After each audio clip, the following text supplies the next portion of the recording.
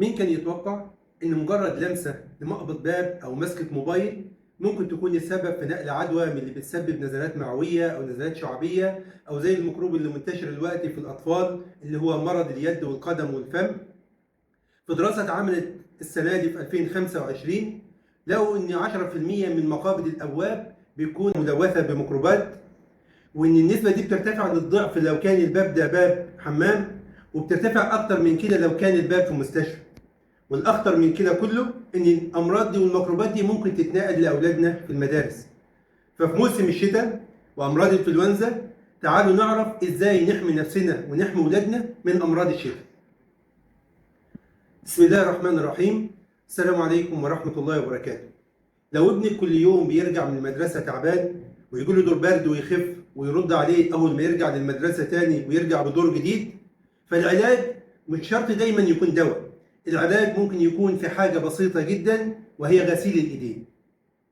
قسموا أطفال المدارس في دراسة لمجموعتين، مجموعة خلوها تغسل إيديها باستمرار 4 مرات يوميا، وبعد شهرين فقط من المتابعة كانت النتائج مذهلة.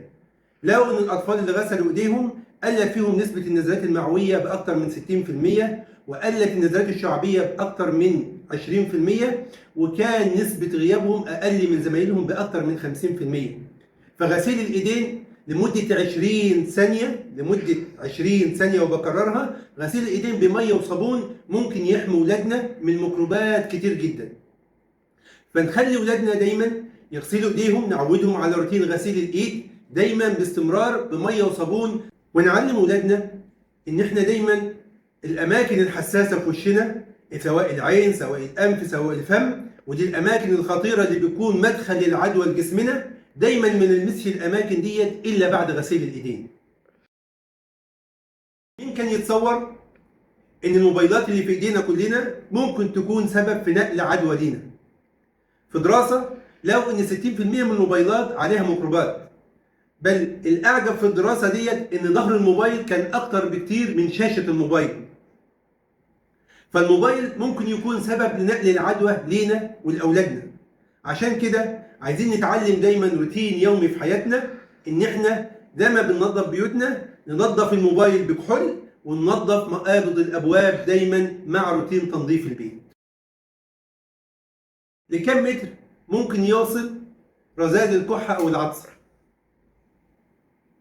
رذاذ الكحه او العطسه ممكن يوصل لحد 8 متر. يعني لو طفل في اخر الصف عطس او كح بدون اجراءات صحيحه ممكن يوصل لكل اللي في الصف. فتخيل كم من العدوى ممكن تنتشر بين الطلبة بسبب كحة أو عطسة. ولكن باتباع الإجراءات الطبية الصحيحة نقدر نقلل العدوى. فممكن لما الطفل يعطس أو يكح نعلمه دايما إن هو يكح إما في منديل ويرميه على طول في السلة، أو يكح في الكوع بدل إيديه. فالكحة في الكوع بتخلي العدوى ما تجيش على إيديه اللي بيلمس بيها كل حاجة في حياته، وبكده تكون الكحة أو العطسة في الكوع بتساوي أقل عدوى للجسم. التطعيمات مش رفاهية. التطعيمات هي خط الدفاع الثاني لأولادنا.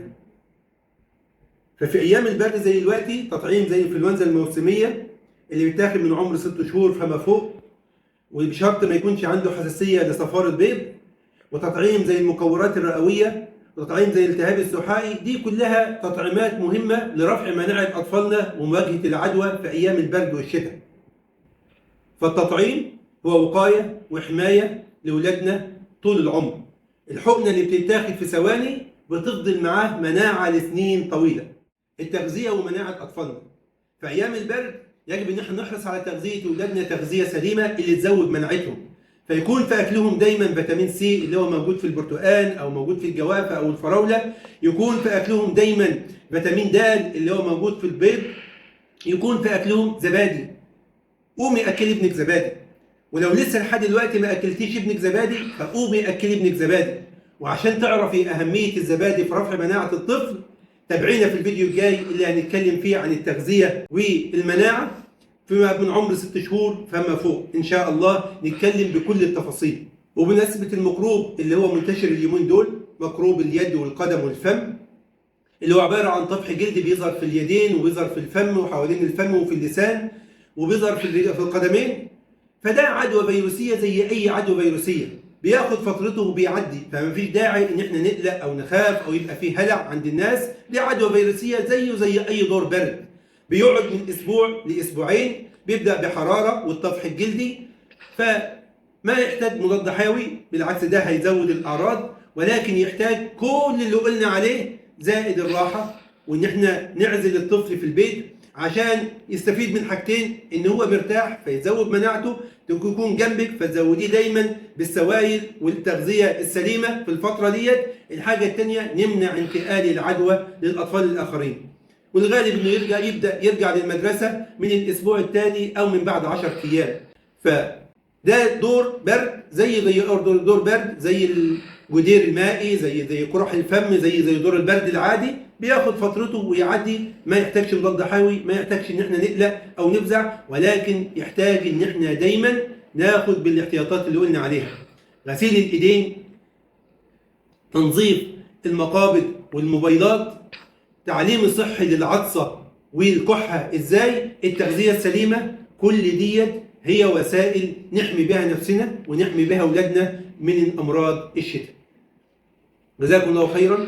لو في اي تعليق او استفسار اكتبوا في التعليقات او ابعتوا على رابط الواتس اللي بيظهر على الفيديو، وان شاء الله ارد عليكم في اقرب وقت. دمتم في امان الله وانتم في اتم صحه واحسن حال، والسلام عليكم ورحمه الله وبركاته.